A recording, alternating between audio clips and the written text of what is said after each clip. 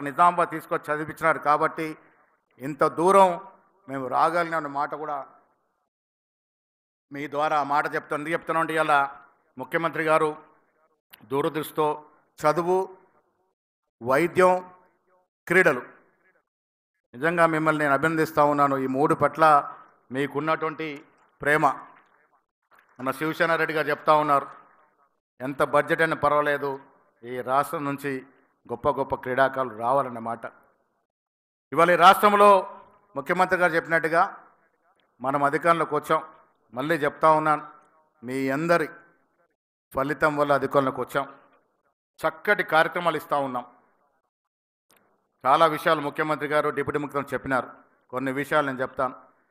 ఎన్ని చక్కటి కార్యక్రమాలు ఇస్తూ ఉన్నామంటే, కేసీఆర్ గారు సోనియా గాంధీ గారు ఇచ్చిన తెలంగాణని వారి కుటుంబం యొక్క అవసరాలకి వాడుకున్నాడు. దాంట్లో ఏం అనుమానం లేదు. అది నీళ్ల పేరిట జరిగిన దోపిడీ కానీ, భూముల పేరిట జరిగిన దోపిడీ కానీ, ఇతరత్ర పేరిట జరిగిన దోపిడీ అంతా కూడా ధనిక రాష్ట్రంగా పుట్టిన తెలంగాణ సొత్తుని కేసీఆర్ కుటుంబం, కొంతమంది వారి తాబేదారులు దోచుకున్న సందర్భం. అందుకే ప్రజలు విసిగి వేశారన్న సమయంలో మనకు అవకాశం ఇచ్చినారు. ఇవాళ రుణమాఫీ అని వారు 4-5 తరఫాలో 16-17 కోట్లు ఇస్తే మనం వచ్చిన సందర్భంలో 9 నెలల్లో ముఖ్యమంత్రి గారు వారి క్యాబినెట్ 18,000 కోట్ల పైకి రుణమాఫీ చేయగలిగినాం. ఉచిత కరెంటు కానీ, రైతు బంధు కానీ చెప్పుకుంటే చాలా కార్యక్రమాలు, సంక్షేమ కార్యక్రమాలు ప్రజలకు ఇస్తూ ఉన్నాం. అభివృద్ధి కార్యక్రమాలు జరుగుతూ ఉన్నాయి. అయినా ప్రజలు ఆలోచించే తరుణంలో ప్రతిపక్షాల వాళ్ళు మనని బద్నాం చేసిన తరుణంలో నా కర్తవ్యం పిసిసి అధ్యక్షుడిగా మీ అందరికీ ఈ దశ దిశ నేను ఇస్తూ ఉన్నాను.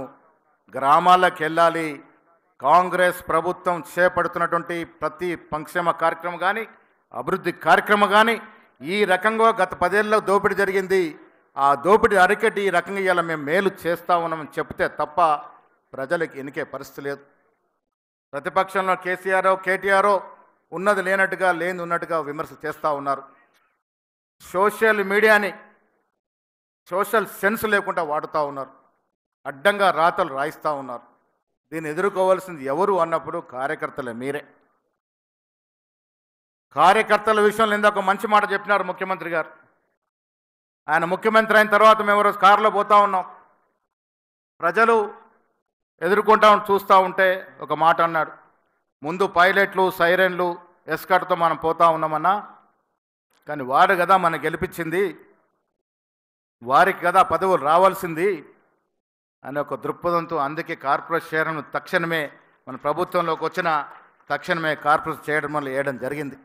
ఇవాళ సర్పంచ్ కానీ, ఎంపీటీసీ కానీ, జెడ్పీటీసీ కానీ, ఎంపీపీ కానీ, జిల్లా పరిషత్తులు కానీ ఇవన్నీ